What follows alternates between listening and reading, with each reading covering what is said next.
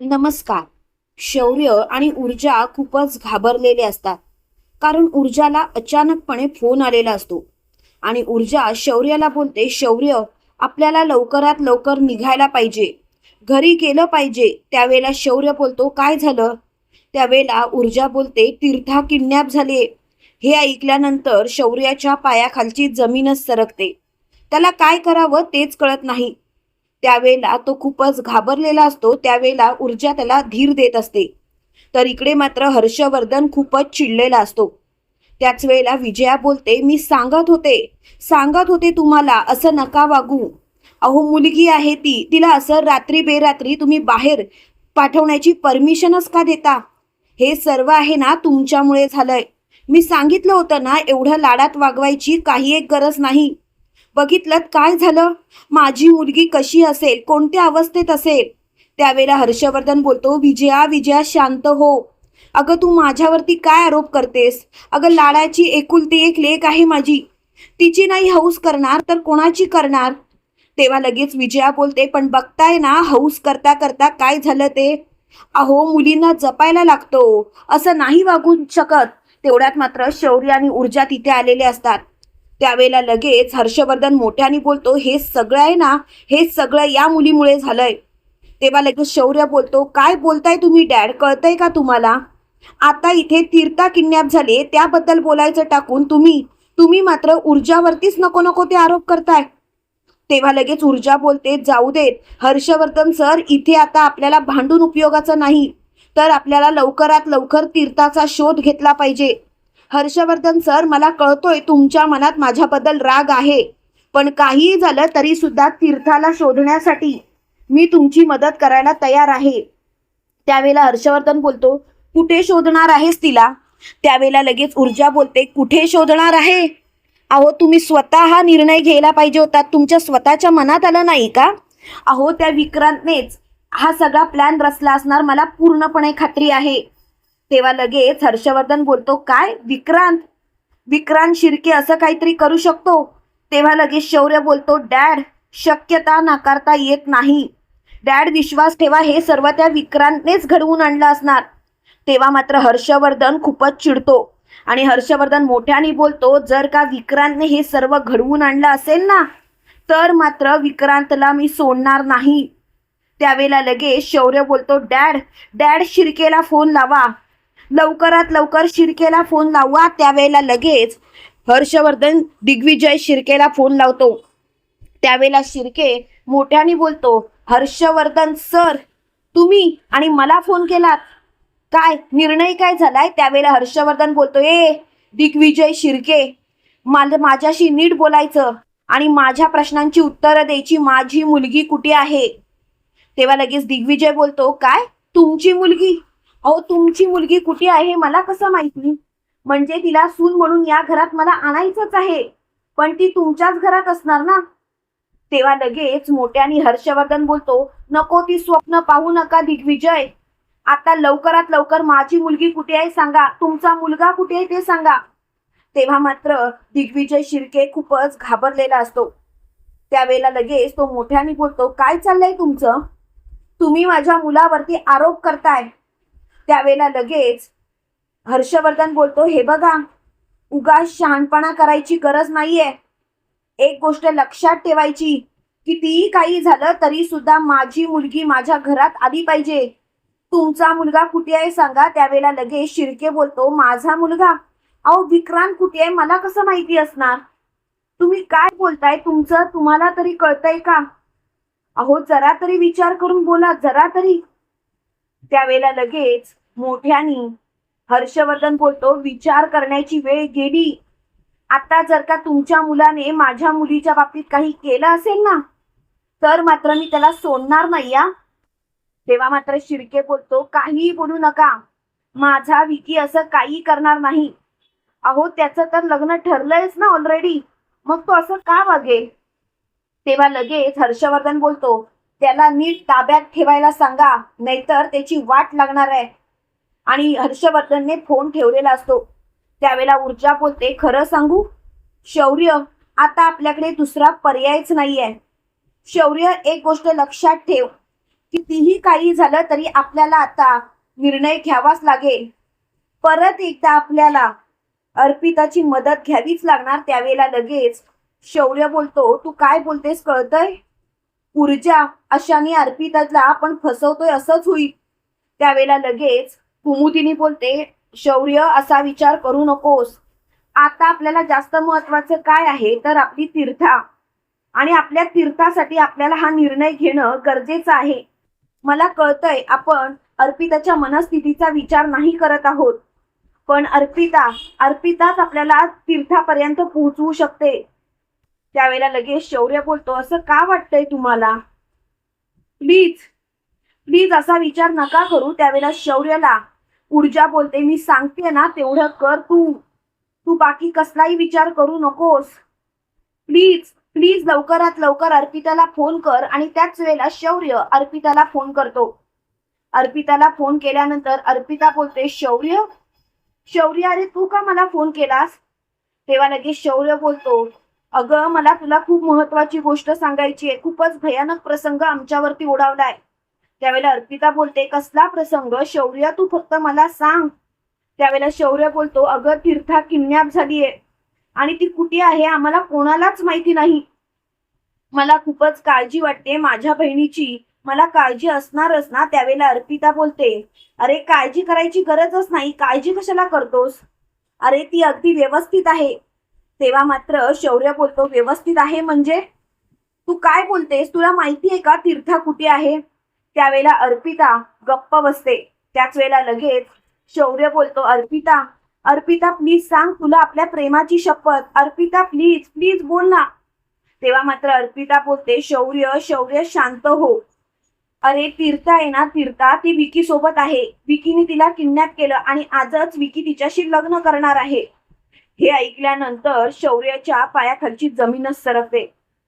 त्यावेळेला ऊर्जा शौर्याला सावरत बोलते, शौर्य बोल, पुढे बोल, पत्ता काढ. त्यावेळेला लगेच शौर्य बोलतो, कुठे लग्न करणार आहे? म्हणजे आता तूच बघ, मी तुला असं विचारतोय तर तुला संशय येईल की मी काही करतोय की काय. पण ती माझी बहीण आहे ना, आणि मला सुद्धा वाटत असणार ना ग माझ्या बहिणीचं लग्न मी बघावं म्हणून. माझी सुद्धा हौस असणारच ना ती, आणि तीर्थाची सुद्धा ती इच्छा असणार. आता विक्रांतला एवढा मोठा निर्णय घ्यायची गरजच काय होती? आम्ही सगळेजण लग्नाला तयारच होतो ना. त्यावेळेला अर्पिता बोलते, शौर्य खरंच तुला वाईट वाटतंय? शौर्य तुला तीर्थाचं लग्न बघायचं आहे का? शौर्य मी तुला पत्ता सांगते. आणि अर्पिताने शौर्याला पत्ता सांगितलेला असतो. पत्ता सांगितल्यानंतर शौर्य लगेच अर्पिताला बोलतो, अर्पिता प्लीज आपल्यात जे काही बोलणं झालं ते तू कोणालाही कळून देऊ नकोस. तुला माझ्या प्रेमाची शपथ. त्यावेळेला लगेच अर्पिता बोलते, शौर्य अरे कितीतरी दिवसांनी तू आपल्या प्रेमाची शपथ मला दिलीस. शौर्य तू काळजी करू नकोस, मी कोणालाही काहीही बोलणार नाही. माझ्यावरती विश्वास ठेव. तेव्हा मात्र शौर्य बोलतो, माझा तुझ्यावरती पूर्ण विश्वास आहे की तू कोणालाही काही सांगणार नाहीस. पण आता फोन ठेवतो आणि संध्याकाळी तुला भेटायला येतो. तेव्हा मात्र अर्पिता बोलते, खरंच शौर्य तू संध्याकाळी भेटायला येशील? त्यावेळेला लगेच शौर्य बोलतो, हो नक्की येणार, काहीही काळजी करू नकोस. आणि अशा प्रकारे गोड बोलून का होईना पण शौर्यने तीर्थाबद्दलची सगळी माहिती अर्पिता जवळून काढलेली असते आणि फोन ठेवलेला असतो. पण अर्पिता मात्र खूपच आनंदी असते. अर्पिता म्हणत असते, आज मला खूप आनंद झालाय. एवढा आनंद झालाय की मी सांगू शकत नाही. खूप म्हणजे खूप आनंद झालाय. आज मला स्वतःहून शौर्यने फोन केला, प्रेमाची शपथ घातली. एवढंच काय तर संध्याकाळी भेटायला सुद्धा स्वतःहून बोलला. आज मी खूप खुश आहे. तर इकडे ऊर्जा बोलते, शौर्य कुठे आहे लग्न? त्यावेळेला लगेच शौर्य बोलतो, चल आपल्याला निघायला पाहिजे. त्यावेळेला लगेच हर्षवर्धन बोलतो, मी सुद्धा येतो. आता मात्र त्या विक्रांतचं काही खरं नाही. त्याला माहिती नाही त्यांनी काय केलंय ते. माझ्या मुलीला त्यांनी उचललं, माझ्या मुलीला. आता मात्र त्याची वाट लागली नाही ना. त्याला संपवलं, पूर्णपणे आयुष्यातून उद्ध्वस्त केलं. तर नावाचा हर्षवर्धन जहागीरदार नाही. त्यावेळेला कुमुदिनी बोलते, हर्षवर्धन शांत राहा, कारण शांत राहूनच हे सगळं काही आपल्याला हाताळावं लागणार आहे. आणि एक गोष्ट लक्षात ठेव हर्षवर्धन, तुम्हाला त्या विक्रांतबद्दल काही कळलंय हे त्या शिर्केला समजता कामा नये. त्यावेळेला लगेच हर्षवर्धन बोलतो, आईसाहेब तुम्ही येताय का आमच्यासोबत? त्यावेळेला लगेच ऊर्जा बोलते आजी प्लीज चला ना, तुमची गरज लागू शकते. त्यावेळेला लगेच कुमुदिनी बोलते हा काही प्रश्न झाला का? मी तुमच्यासोबत येणारच आहे, चला आपण जाऊया. आणि लगेच ते सगळेजण बाहेर पडत असतात. त्यावेळेला विजया बोलते मी सुद्धा येते. त्यावेळेला लगेच शौर्य बोलतो प्लीज मम्मा तू नको येऊस, तू जर का तिथे आलीस तर उगाच गोंधळ होईल आणि तसंही तू इथेच थांब. त्यावेळेला लगेच हर्षवर्धन बोलतो विजया विजया तुझी काळजी आम्हाला समजतीये, पण विजया एक गोष्ट मात्र लक्षात ठेव, आता मात्र तुला इथेच थांबावं लागणार, कारण तुझ्याकडे दुसरा पर्यायच नाहीये विजया. विजया प्लीज. त्यावेळेला विजया बोलते तुमचं हे असंच आहे. अहो तुम्ही माझ्या बाजूने जरा विचार करा ना, माझी मुलगी तिकडे संकटात असताना मी कशी काय राहू शकते? अहो मी नाही राहू शकत, प्लीज प्लीज मला घेऊन चला ना. त्यावेळेला हर्षवर्धन बोलतो नाही, तुला नाही घेऊन जाऊ शकत, तिथे काय परिस्थिती असेल हे मी आता सांगू शकत नाही. आणि लगेच ते चौघही तिथनं बाहेर पडलेले असतात.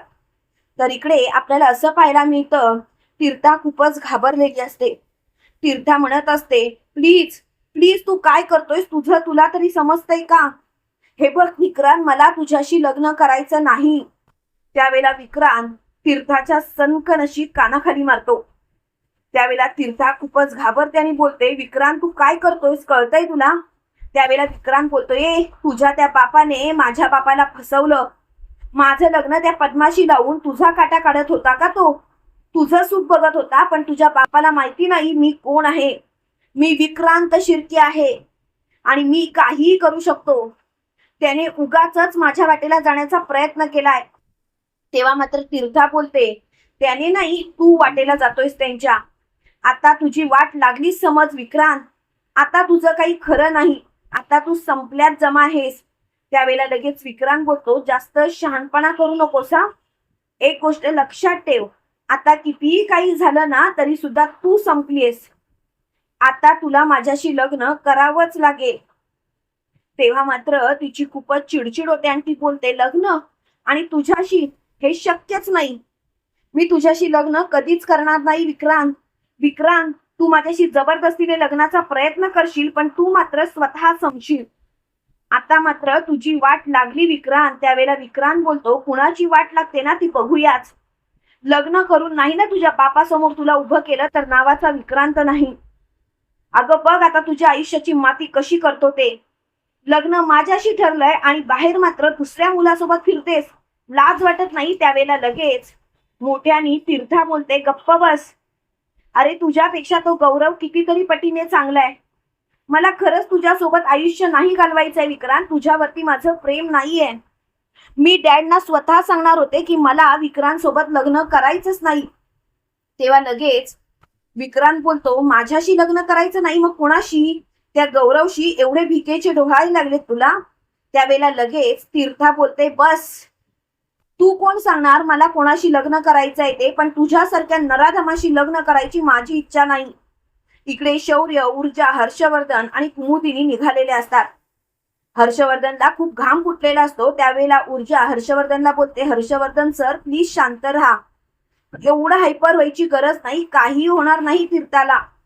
त्यावेळेला लगेच हर्षवर्धन खूपच भावुक होतो आणि रडायला लागतो आणि म्हणतो माझ्या मुलीला काही झालं ना तर मी सगळं काही संपवून टाकेन. त्यावेळेला लगेच ऊर्जा बोलते प्रत्येक बापाचं मन असंच असतं, आपल्या मुलीच्या बाबतीत प्रत्येक बाप भावुकच असतो, फक्त दाखवत तेवढं नाही. पण हर्षवर्धन सर तुमच्या मनातील हे प्रेम बघून मला खरंच खूप बरं वाटलं.